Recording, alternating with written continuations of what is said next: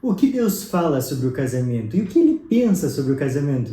Isso é o que a gente vai estudar e muito mais hoje, ok? Então pega a sua lição aí, que a lição dessa semana está espetacular. E como você sabe, nós já estamos na lição 3, tá? Olha só que interessante. Então, quanto conhecimento que a gente vai adquirindo a cada semana, né? Olha só que legal o tema dessa semana, imagens do casamento. Será que o casamento é importante para Deus? Então nós vamos ver nessa semana, ok? No estudo de hoje. E antes de continuar, eu gostaria de te falar sobre esse estudo aqui, Ensinos de Jesus. Nós vamos começar ele no dia 28. Você já colocou na sua agenda? Olha só o que a gente vai aprender. A partir do dia 28, todas as segundas-feiras, às 8 horas. Nós vamos entender o que Jesus ensinou sobre as Escrituras, salvação, santificação, Espírito Santo, profetas e tantos outros temas. Então, você está convidado a estar conosco aqui. Convide seus amigos, seus parentes, porque nós vamos entender mais sobre a Bíblia, tá? E eu já gostaria de deixar bem claro aqui que não é nada de achismo da Igreja Adventista, não é nada de achismo do Gustavo, é simplesmente nós vamos perguntar para a Bíblia e ela vai nos dizer, ok? Então esse daqui é só um caminho para a gente entender ali todos os versos que falam sobre o tema. Então, como eu já disse, você está convidado. Não esqueça, dia 28 de abril, ok? Às 8 horas nós estaremos aqui estreando o nosso estudo bíblico, ok? Então vamos para a nossa lição? Mas antes de começar, vamos fazer a nossa oração. Querido Pai que estás nos céus, muito obrigado por mais um estudo que o Senhor nos dá, Pai. Muito obrigado por deixar tudo na sua palavra para que ninguém nos engane hoje. Por favor, nos ilumina nesse estudo para que possamos entender o que o Senhor quer nos dizer. É isso que te pedimos e desde já agradecemos. Em nome de Jesus, amém. Como você sempre sabe, vamos então para o nosso verso para memorizar, que está lá em Apocalipse 19, versículo 9. E diz o seguinte: Então me falou o anjo, escreve, bem-aventurados aqueles que são chamados à ceia das bodas do Cordeiro. E acrescentou, são estas as verdadeiras palavras de Deus. Imagina que maravilhoso dia vai ser esse, onde nós vamos estar nas bodas do Cordeiro. Você quer estar nesse lugar? Só que para estar lá você tem que se preparar agora. E como que você se prepara? Através do estudo da Bíblia. Então é justamente o que nós estamos fazendo aqui. Só que aqui nós estudamos uma vez por semana. Então é importante que diariamente você faça um estudo da Bíblia. E eu aconselho você a fazer o ano bíblico, tá? Porque quando você faz o ano bíblico, você entende a Bíblia inteira, Porque você vai estudando todos os dias um pedacinho dela. Então, a chance de você conhecer uma nova história que você nunca ouviu falar é bem grande. Por exemplo, você sabia que a Bíblia relata a história de um povo que tinha a cara como de leão? É verdade, tem sim na Bíblia. Outra história que a Bíblia cita de uma pessoa que tinha 6 dedos em cada mão. E ele tinha também no pé, 6 dedos nos pés. Então, olha só que interessante. São curiosidades que não são muito conhecidas. E se você estudar a Bíblia, você vai passar por essas histórias. E tem uma outra história que é muito impressionante. De uma pessoa que ia ser enterrada, caiu em cima dos ossos de Eliseu. E ela foi ressuscitada. Então, que espetacular. Essas histórias são de conhecimento popular? Muitas vezes não. Então, para você saber delas, eu aconselho você fazer o ano bíblico, ok? Então, vamos, sem demora aqui para o nosso estudo. Isso tudo que eu falei é para te incentivar a estudar a Bíblia. E eu estou aqui para te ajudar, ok? Então, se você precisar de aí um cronograma do ano bíblico, eu tenho um para indicar, ok? Vamos então para a nossa lição? A Bíblia está repleta de histórias que revelam poderosamente o amor de Deus e a salvação que Ele quer para todos nós. O relacionamento mais íntimo que existe, o casamento, é uma escola na qual, se permitirmos que seja experimentado do jeito que Deus planejou, podemos descobrir lições profundas do seu amor por nós. Você sabia que as ideias atuais sobre amor e casamento estão muito distorcidas? Elas estão muito distantes do que Deus indicou para nós. Então, nessa semana, nós vamos entender um pouquinho mais aspectos positivos e negativos do casamento. E entender melhor como Deus se relaciona com o seu povo, ok? Então, como eu já disse, essa lição está fascinante. Então, continuando o vídeo que nós vamos falar sobre casamento, ok? Vamos para a nossa parte de domingo, que diz assim, uma só carne. Você lembra qual texto está escrito isso sobre uma só carne? Nós vamos ver também. O casamento é uma das metáforas bíblicas que mais ressaltam o relacionamento que Deus quer ter com seu povo. Essa ilustração é usada com muita frequência na Bíblia, principalmente no livro de Apocalipse, que é essencial que os estudantes da Bíblia entendam o que Deus deseja comunicar ao usá-la. Então vamos para os textos bíblicos? Vamos lá primeiro para Gênesis 2, dos versículos 23 a 25. E disse o homem: esta afinal é osso dos meus ossos, e carne da minha carne. Chamar-se-á varoa, porquanto do varão foi tomada. Por isso deixa o homem pai e mãe, e se une à sua mulher, tornando-se os dois uma só carne. Ora, um e outro, o homem e a sua mulher, estavam nus e não se envergonhavam. Vocês viram aqui a primeira expressão do uma só carne? É quando o homem deixa pai e mãe e se une à sua esposa. Vamos ver outro verso para complementar essa história? Está lá em Efésios 5, dos versículos 29 ao 32. Olha só o que diz. Porque ninguém jamais odiou a própria carne, antes a alimenta e dela cuida, como também Cristo faz com a igreja, porque somos membros do seu corpo. Eis porque deixará o homem a seu pai e a sua mãe e se unirá à sua mulher, e se tornarão os dois uma só carne. Grande é este mistério, mas eu me refiro a Cristo e à igreja. Vocês notaram que esse verso ilustra muito bem qual é o desejo de Deus, qual o relacionamento que Deus quer ter com o seu povo?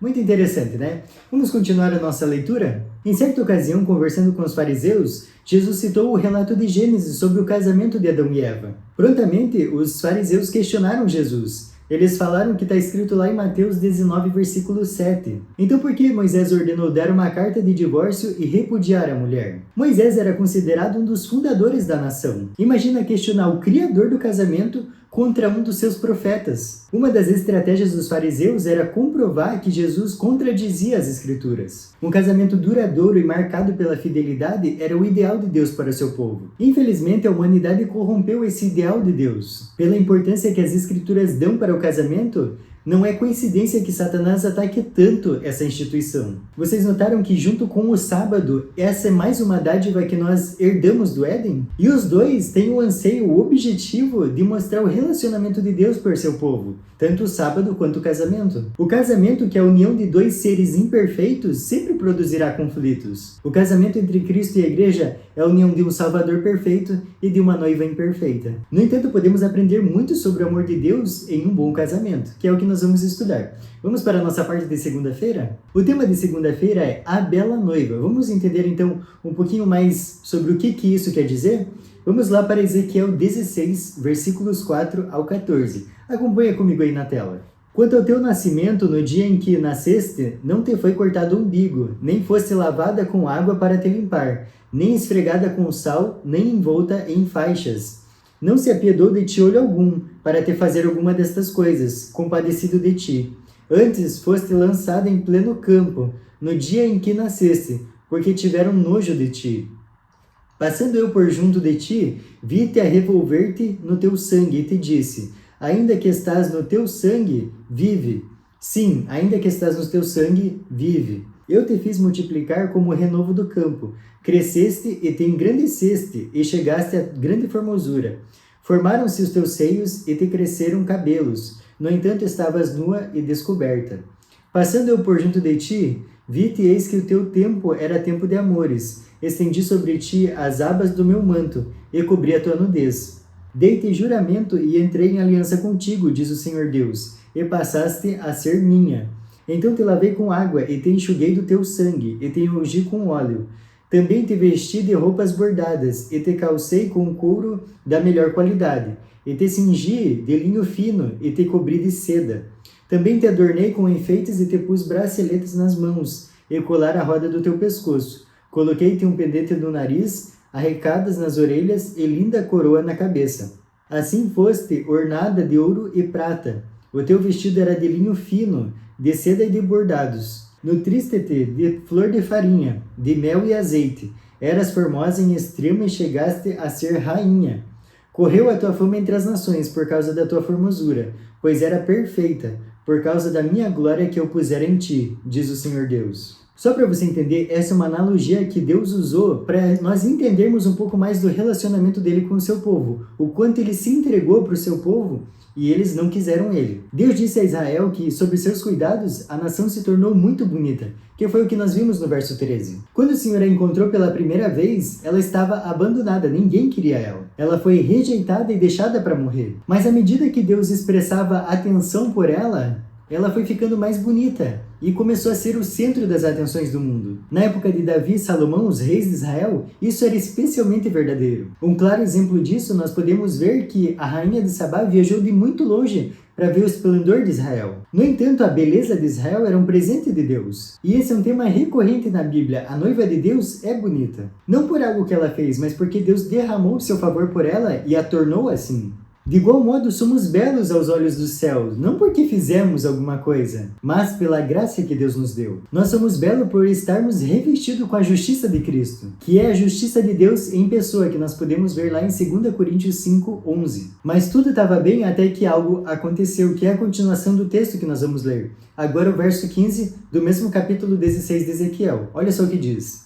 Mas confiaste na tua formosura e te entregaste à lascívia, graças à tua fama, e te ofereceste a todo o que passava, para seres dele. Nós somos criados para refletir a glória de Deus. Mas quando suas criaturas pensam que a beleza vem delas mesmas, essa beleza perde seu valor, e aí surgem problemas. Vamos então para a nossa parte de terça-feira, que o tema é a esposa prostituta de Oséias. Que tema estranho, né? Mas nós vamos entender um pouquinho mais o porquê que aconteceu isso. O pedido de Deus a Oséias é uma das tarefas mais estranhas que Deus já pediu a um dos seus servos. Casar-se com uma prostituta. Mas Deus usou Oséias para nos ajudar a compreender sobre sua perspectiva a dor do pecado e da rebelião humana. Deus amou e escolheu uma esposa, o povo de Israel. Só que esse povo traiu Deus inúmeras vezes. Ainda assim, surpreendentemente, ele a aceitava de volta e a restaurava. Vamos então ler 2 versos do livro de Oséias. O primeiro está lá no capítulo 1, versículo 2, e o segundo no capítulo 3, versículo 1. Olha só o que diz.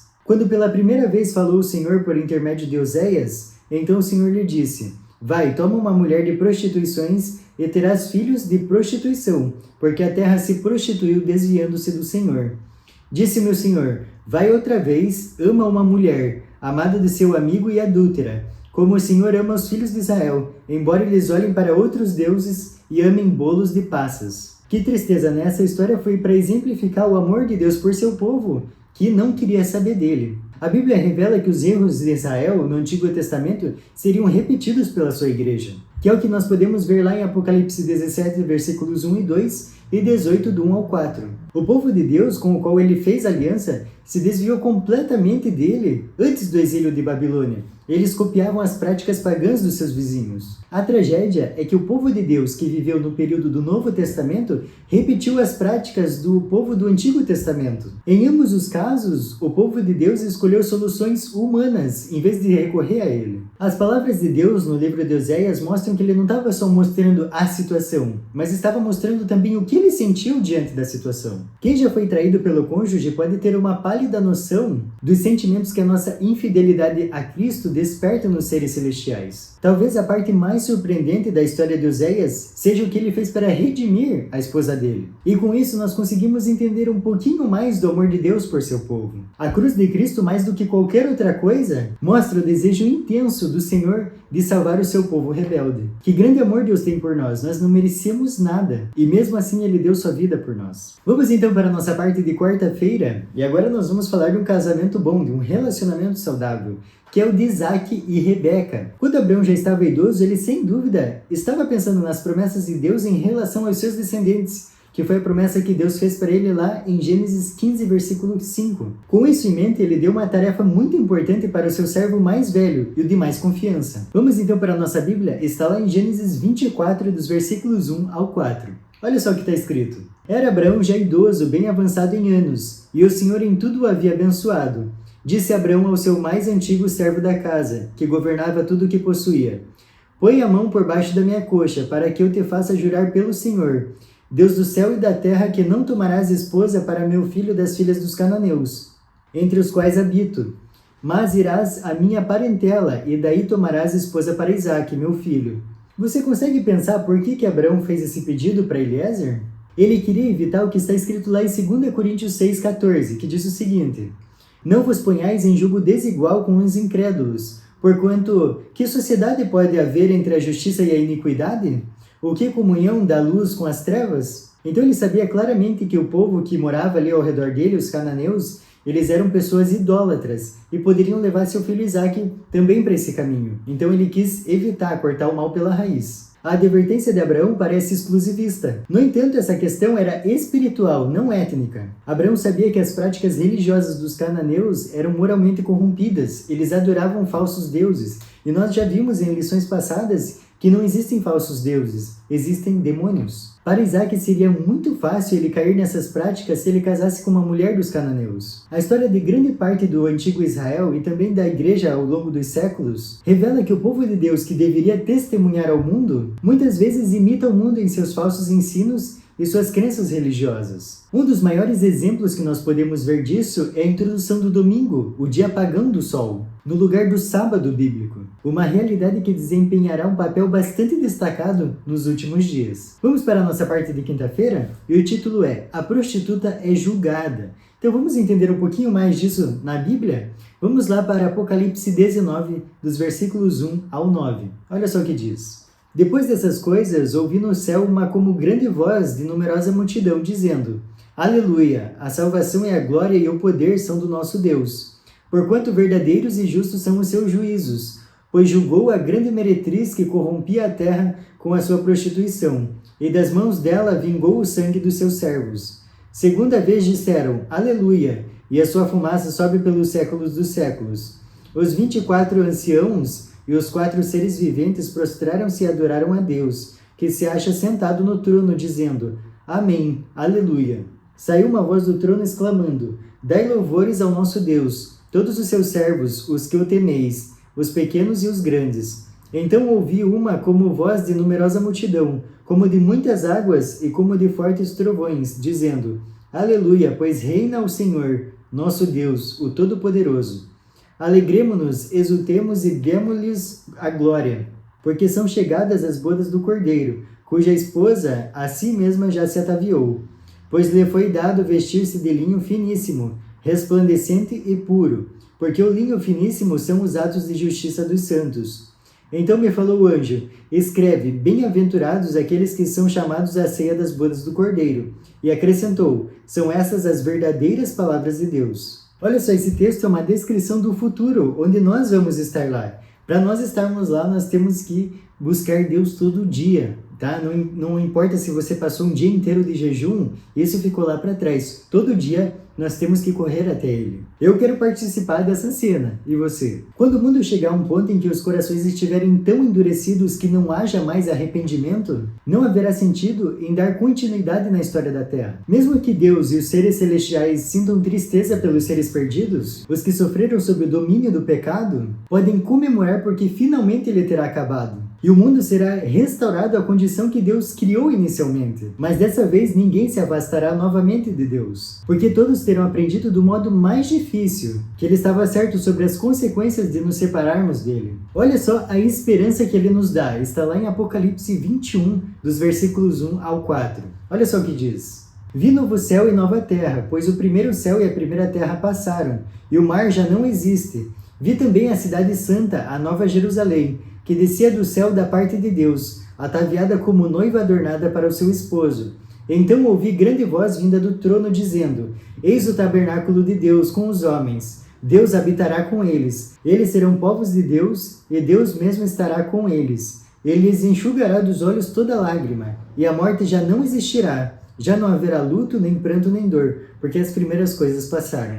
O casamento, uma união para toda a vida, é o símbolo entre a união de Cristo e a sua igreja. O espírito que Cristo manifesta com a igreja é o mesmo que marido e mulher devem revelar um ao outro. Imagina a dor que Cristo sofreu quando a humanidade rejeitou ele. Mesmo assim, ele se entregou por nós, diante de todos os nossos pecados e mesmo de ter rejeitado ele. Olha só que grande amor ele tem por nós. Como você tem retribuído o amor de Deus? Mesmo não merecendo, Ele nos dá a vida eterna. E o que você tem feito com esse presente tão valioso? Reflita nessas palavras, não jogue a sua vida no lixo. Aceite o presente de Deus. Viva para Ele. Vamos para a nossa última parte, nosso estudo adicional? Dessa vez eu vou fazer diferente, tá? Eu vou pegar um texto do comentário da Ellen White, ok? Se você comprou a lição com o comentário, no fim dela começa o comentário, né? Então eu vou ler um texto aqui que eu achei muito pertinente sobre casamento, tá? Para você entender a responsabilidade que o homem e a mulher têm no casamento.